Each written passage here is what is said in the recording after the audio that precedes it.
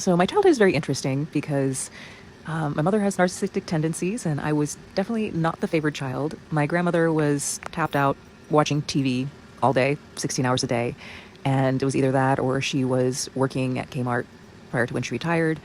And I do have a brother, but we do not get along. It's an unfortunate thing when a parent has narcissistic tendencies that if there's more than one child present, that parent typically kind of pits them against each other, doesn't know how to encourage ways for their kids to get along and to work together. I would like to explore another aspect, which is what you mentioned about your mother being narcissistic and not so affectionate and caring as you needed her to be. Because I grew up in a similar situation. I knew that our mother loved us.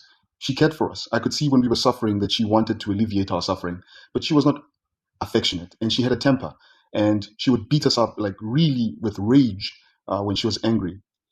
And I didn't like this when I was a child. I hated it. And it affected me in ways that I'm still having to deal with today. But I got to a point in my life where I started asking questions about why did she turn out that way? My conclusion was I realized that she also grew up in a very tough environment. She didn't know what love was. And she didn't know how to give that love because she never knew what it felt like inside. And this led me to forgive her and have so much grace for her because I could, for the first time, understand, man, if you experienced all of these things that you're telling me and, grew up the way that you did, I can completely understand why you would not know how to be loving to other people or even your children because you never experienced that as a child. So my question then to you is, what do you think made your mother into that? Has that helped you in reconciling who she became? That would be an interesting thing to hear. Why you believe she was the way she was. Well, definitely abuse was part of it. My grandmother, the miserable one who was sitting in front of the TV 16 hours a day, I had two photos of her. One was her in front of the bluffs in Santa Monica, and she's just raw dead gorgeous, lived in Culver City, which at that point in time was a studio town. So basically, I kind of equate her TV watching and me participating partially in that. We would watch like old Hollywood movies from her heyday. And I definitely got a film history background through that. And definitely later on in life, kind of got the feeling of, seems like she either wanted to or was working in the industry. And then having kids and the divorce just ripped her life away from her because the other photo that I had is a photo of her just letting herself go. Like her hair is all disheveled, gray. She just like completely different person from that person on the beach. So my family doesn't really talk about things. So my grandmother never shared anything about, what she wanted to do besides, working or retiring from Kmart. And my mom does not share anything. She keeps her pain wrapped up tight and no accommodation and no space for anything else.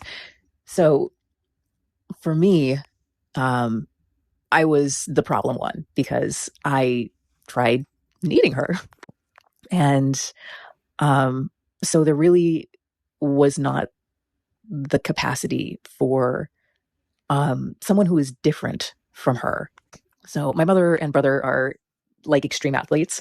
My mom did marathon running. I theorize it's to run away from things physically, as she does mentally. And my brother, as an athlete, did football. He pushed the limits by doing distance marathons and triathlons and all that good stuff. And then my mom started doing triathlons following him. And so they're like two peas in a pod. My brother's definitely patterned himself after her, and she, follows him a little bit on things. And he's ultimately the golden child. And, he was the first child as well.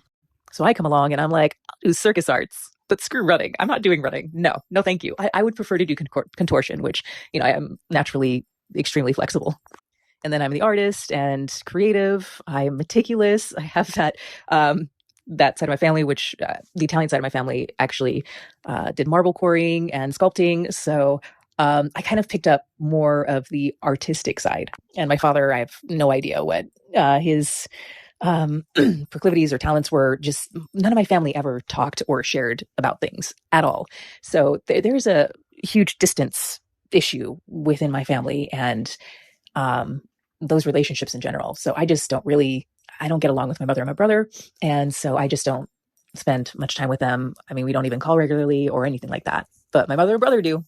So yeah, I've done a lot of deep dives into narcissistic tendencies, lots of observation. But I never really got the feeling that I was very loved. I mean, yeah, I survived childhood. I was on my own a lot. But I also never got the feeling that I was wanted. Like I've asked my mom, like, did you just want to abort me? Like, what the hell? But as long as I am not living with my mom, we've come to a space where at one point, with the divorce, because my mom took sides with the ex, regardless of what happened within the situation. I have some theories on this with the fawning type of response to fear, which most people aren't even aware of. Most people are aware of fight or flight, but there's also freeze and fawn. And so with that fawning mechanism, she associates closer with people who are more abusive in a way.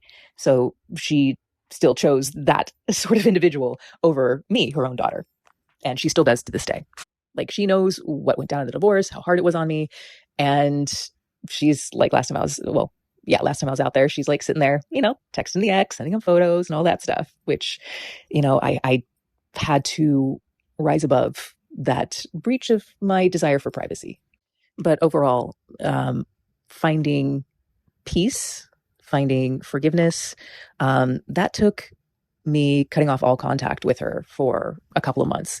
And this is like her pattern thing and the way to actually deal with her, because my aunt, who, I'm more like, she's also creative, very crafty, more of a coach. We're more alike than anybody else in the family at this point. And we both take kind of like, I only had to do it once, but she's had to do it multiple times. And then she'll kind of like coach my mom through how to understand empathy, because my mom had a lot handed to her. She like lived in a big house that her mother paid for, that her mother took care of. And then she'll criticize me because I'm doing life, single parenting completely on my own. But still, I mean, there was the ability to reach a level of peace. And that, for me personally, actually took Ho'oponopono, which is, it's like a prayer or a mantra that I mentioned before, which basically goes, and I might be messing up the order, but it's, I'm sorry, please forgive me, I love you, thank you. So strange that I would, have to forgive myself or forgive her in that paradigm, but that's what it takes to really overcome and work through these things, because it's not necessarily an external shift, it's the internal shift of your way of being. So was I an asshole? Of course. I like tried to get out of that household as much as possible. With my feelings about it, it's like that kind of leaves a space for an impasse on coming to any sort of recognition. So overall, me working through my deficiencies has helped me to see her and to see the situation better and navigate it better. And just one word on that. A lot of times people who are in those situations tend to be empaths, highly sensitive people. Like, I can pick up a lot of different things that most people don't in a variety of different ways. And, so, even the trauma lends itself to gratitude, but the adverse side of that is not seeing the person for who they actually are or who they've told you they are. So I always really wanted my mom to be that nurturing person, would get frustrated because she never was that, never presented as that, because I was trying to typecast her in this role and encourage that role. And it's like, no, I get to see this person who she is, and I cannot trust her. And that's okay. She gets to be who she is, and I get to be who I am, and I get to be wiser and better for it.